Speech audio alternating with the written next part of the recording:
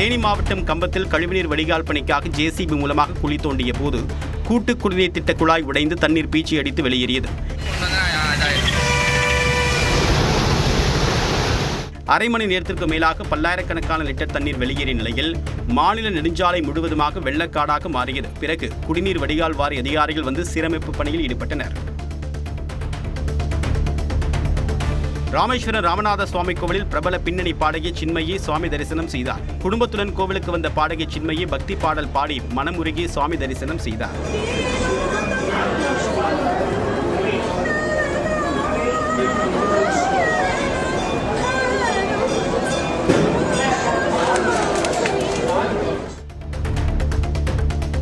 ராணிப்பேட்டை மாவட்டம் காவிரிப்பாக்கம் அருகே இடுகாட்டில் கஞ்சா வைத்திருந்த 3 இளைஞர்கள் கைது செய்யப்பட்டனர்.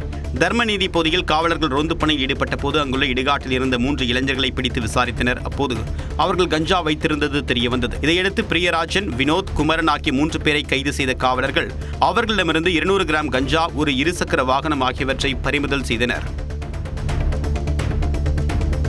தருமபுரி உழவர் சந்தையில் கோடை விடுமுறை முடிந்து பள்ளிகள் திறக்கப்பட்டதை தொடர்ந்து காய்கறி விற்பனை அதிகரித்துள்ளது. சனிக்கிழமை ஒரே நாளில் சுமார் 37 டன் காய்கறிகள் 16,23,000 ரூபாய்க்கு விற்பனை செய்யப்பட்டதாக வேளாண்துறை அதிகாரிகள் தெரிவித்துள்ளனர். வழக்கமாக நாள் ஒன்றுக்கு 3 முதல் 4 டன் காய்கறிகள் மட்டுமே விற்பனையாகும் நிலையில் ஒரே நாளில் 8000க்கும் மேற்பட்ட நுகர்வோர் உழவர் சந்தையில் காய்கறிகளை வாங்கிச் சென்றுள்ளனர். சிவகங்கை மாவட்டம் திருப்பத்தூர் வசந்தநகர் பகுதியில் இரவு நேரத்தில் இறை தேடி வந்த 3 வயது ஆண் புலி மானை நாய்கள் துரத்தி கடித்ததில் அது படுகாயமடைந்தது. அச்சமடைந்து ஒரு வீட்டிற்குள் தஞ்சம் புகுந்த மானை அப்பகுதி பொதுமக்கள் மீட்டு வனத்துறையினருக்கு தகவல் அளித்தனர்.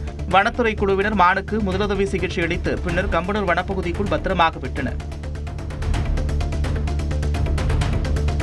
மயிலாடுதுறை தீயணைப்பு மற்றும் மீட்பு பணிகள் துறை சார்பில் கல்லூரி மாணவ மாணவிகள் மற்றும் பொதுமக்களுக்கான வாங்க கற்றுக்கொள்வோம் என்ற தீ பாதுகாப்பு விழிப்புணர்வு நிகழ்ச்சி நடைபெற்றது.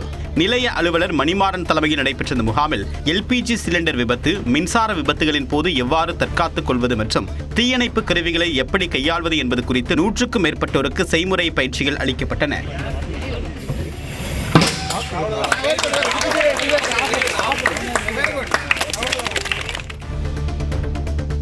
நீலகிரி மாவட்டம் உதகை தலையாட்டுமந்து பகுதியில் சிறுத்தை தாக்கியதில் 75 வயது மூதாட்டி படுகாயமடைந்தார்.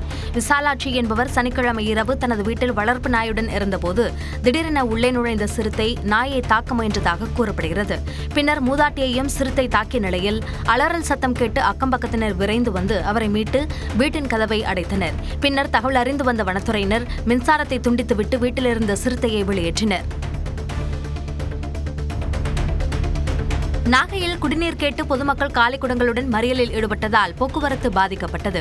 மேலக்கோட்டை வாசல் படி, நியூ ஆர்ச் தெரு மற்றும் சுற்றுவட்டார பகுதிகளில் கடந்த 15 நாட்களாக குடிநீர் விநியோகம் செய்யப்படவில்லை என்றும் பலமுறை நகராட்சி அலுவலகத்தில் மனு அளித்தும் நடவடிக்கை எடுக்கப்படவில்லை என்றும் மக்கள் குற்றம் சாட்டுகின்றனர். இதனை கண்டித்து நாகை திருவாரூர் தேசிய நெடுஞ்சாலையில் மறியலில் ஈடுபட்டதால் 1 மணி நேரம் போக்குவரத்து பாதிக்கப்பட்டது. சிவகங்கை மாவட்டம் திருப்புவனத்தில் கஞ்சா போதையில் வீடு புகுந்து தாக்குதல் நடத்திய சம்பவம் அதிர்ச்சியை ஏற்படுத்தியுள்ளது. திருப்புவனம் சுற்றுவட்டார பகுதியில் கஞ்சா போதையில் சுற்றித் திரியும் இளைஞர்களின் அட்டகாசம் அதிகரித்து வருவதாக கூறப்படுகிறது.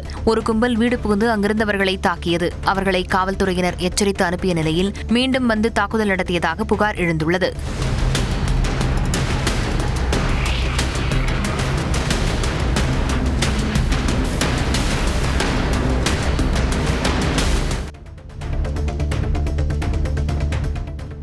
வேலூர் மாவட்டம் அணைக்கட்டு அருகே 15 வயது சிறுமி பாலியல் வன்கொடுமை செய்யப்பட்ட வழக்கில் 2 பேர் கைது செய்யப்பட்டனர். அணைக்கட்டு அருகேயுள்ள கிராமத்தைச் சேர்ந்த 15 வயது சிறுமியை அதே பகுதியைச் சேர்ந்த காதர் பாஷா மற்றும் இதயத்துல்லா ஆகியோர் பாலியல் வன்கொடுமை செய்தனர். இதுகுறித்து பாதிக்கப்பட்ட சிறுமியின் பெற்றோர் அளித்த புகாரின் பேரில் வேலூர் மகளிர் காவல் நிலைய காவலர்கள் காதர் பாஷா மற்றும் இதயத்துல்லா ஆகியோரை போக்சோ சட்டத்தின் கீழ் கைது செய்தனர். நாமக்கல் மாவட்டம் திருச்செங்கோட்டில் 100க்கும் மேற்பட்ட அதிமுகவினர் தாவேகவில் இணைந்தனர். அதிமுக முன்னாள் ஊராட்சி மன்ற தலைவர் சத்தியமூர்த்தி தலைமையில் 9 கிளை செயலாளர்கள் உட்பட ஏராளமானோர் தாவேகவில் ஐக்கியமாகினர். அவர்களை அமைச்சர் அருண்ராஜ் கட்சித் துண்டு அணிவித்து வரவேற்றார். சேலம் மாவட்டம் ஆத்தூர் அருகே மனைவியை நிர்வாணமாக்கி தாக்கிய கணவரை காவல்துறையினர் கைது செய்தனர். கோட்டை பகுதியைச் சேர்ந்த கூலி தொழிலாளி கணேசன் தனது மனைவி நந்தினியுடன் அடிக்கடி தகராறு செய்து வந்துள்ளார். தாயார் வீட்டிற்கு சென்றிருந்த மனைவியை வீட்டிற்கு அழைத்து வந்த கணேசன் கடுமையாக தாக்கியுள்ளார். பிறகு வீட்டின் அருகே உள்ள ஏரிக்கரைக்கு அழைத்துச் சென்று நிர்வாணமாக்கி கற்களால் தாக்கியுள்ளார். அங்கிருந்து தப்பிச் சென்ற நந்தினி அருகில் இருந்தவர்களின் உதவியுடன் மருத்துவமனையில் அனுமதிக்கப்பட்ட நிலையில் கணேசனை காவல்துறையினர் கைது செய்தனர். மதுரை மாவட்ட நீதிமன்றங்களில் அரசு வழக்கறிஞர்கள் பொறுப்புக்கு விண்ணப்பிக்க விரும்பும் தகுதியுள்ள வழக்கறிஞர்கள் வரும் 29ஆம் தேதிக்குள் மாவட்ட ஆட்சியர் அலுவலகத்தில் விண்ணப்பிக்க வேண்டுமென தெரிவிக்கப்பட்டுள்ளது. மதுரை மாவட்ட நீதிமன்றங்களில் அரசு குற்றவியல் வழக்கறிஞர்கள், கூடுதல் அரசு குற்றவியல் வழக்கறிஞர்கள், அரசு சிறப்பு வழக்கறிஞர்கள் உள்ளிட்ட பொறுப்புகளுக்கு வழக்கறிஞர்கள் நியமனம் செய்யப்பட உள்ளனர். இப்பொறுப்புகளுக்கு விண்ணப்பிக்க விரும்புபவர்கள் தங்களது சுய விவர குறிப்புடன் கூடிய விண்ணப்பங்களை வரும் 29ஆம் தேதி பிற்பகல் 5:30 மணிக்குள் மாவட்ட ஆட்சியர் அலுவலகத்தில் சமர்ப்பிக்குமாறு மாவட்ட ஆட்சியர் ஆகாஷ் தெரிவித்துள்ளார். விருதுநகர் மாவட்டம் ராஜபாளையம் அருகே ஊர்கிணற்றில் மர்மரவர்கள் ரசாயனத்தை கலந்ததாக கூறப்படும் நிலையில் தண்ணீரை ஆய்வு செய்ய கிராம மக்கள் கோரிக்கை விடுத்துள்ளனர். ஜமீன் நத்தம்பட்டி ஊராட்சிக்குட்பட்ட வரகுண ராமபுரம் கிராமத்தில் உள்ள பொது கிணற்றில் தண்ணீர் வெள்ளை நிறத்தில் வெளியேறியதாக கூறப்படுகிறது. மேலும் கிணற்றுக்குள் பிளாஸ்டிக் குடம் மற்றும் வாழை மட்டைகளும் கிடந்ததாக புகார் கூறும் கிராம மக்கள் மர்மநபர்கள் ரசாயனத்தை கலந்திருக்கலாம் என குற்றஞ்சாட்டுகின்றனர். இதனால் தண்ணீரை ஆய்வு செய்ய வேண்டும் என ஊராட்சித்துறை அதிகாரிகளிடம் கோரிக்கை விடுத்தனர். திருப்பூர் காங்கேயம் சாலையில் இருசக்கர வாகனம் மீது லாரி மோதிய விபத்தில் பெண் தலை நசுங்கி உயிரிழந்தார். முத்தம்பாளையம் பகுதியைச் சேர்ந்த பார்த்திபன் தனது மனைவி பிரியங்காவுடன் இருசக்கர வாகனத்தில் சென்று கொண்டிருந்தார்.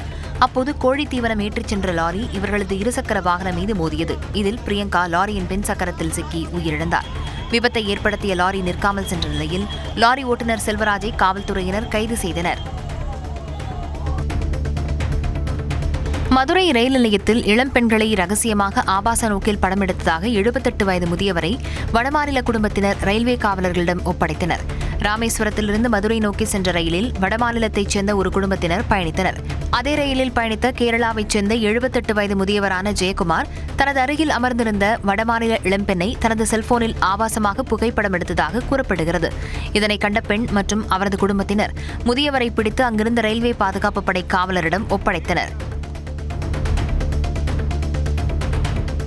மின்தடைக்கு காரணமான அதிகாரிகளை கன்னியாகுமரிக்கு மாற்றிவிடுவதாக அமைச்சர் ரஞ்சித்குமார் எச்சரிக்கை விடுத்தார். காஞ்சிபுரம் சட்டமன்ற தொகுதியில் வென்று அமைச்சரான ரஞ்சித்குமார் தொகுதி மக்களுக்கு பரப்புரை வாகனத்தில் சென்று நன்றி தெரிவித்தார்.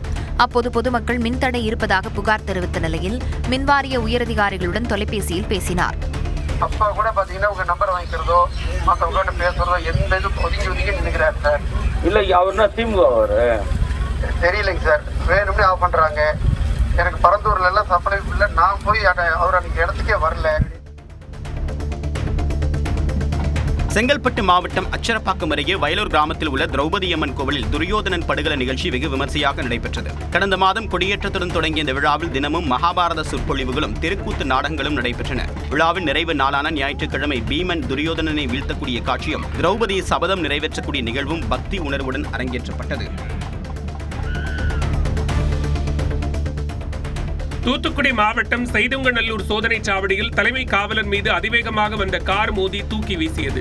ஸ்ரீவைகுண்டம் காவல் நிலைய தலைமை காவலர் பரமேஸ்வரன் சோதனைச் சாவடியில் பணியில் இருந்தபோது ஹெல்மெட் இல்லாமல் வந்த இருசக்கர வாகனத்தை நிறுத்தி விசாரித்துக் கொண்டிருந்தார். அப்போது திருநெல்வேலி நோக்கி வேகமாக வந்த கார் இரும்பு தடுப்பில் மோதியதில் அது தலைமை காவலர் மீது விழுந்து அவர் கீழே விழுந்தார். காயமடைந்த அவர் மருத்துவமனைக்கு அனுப்பி வைக்கப்பட்டார்.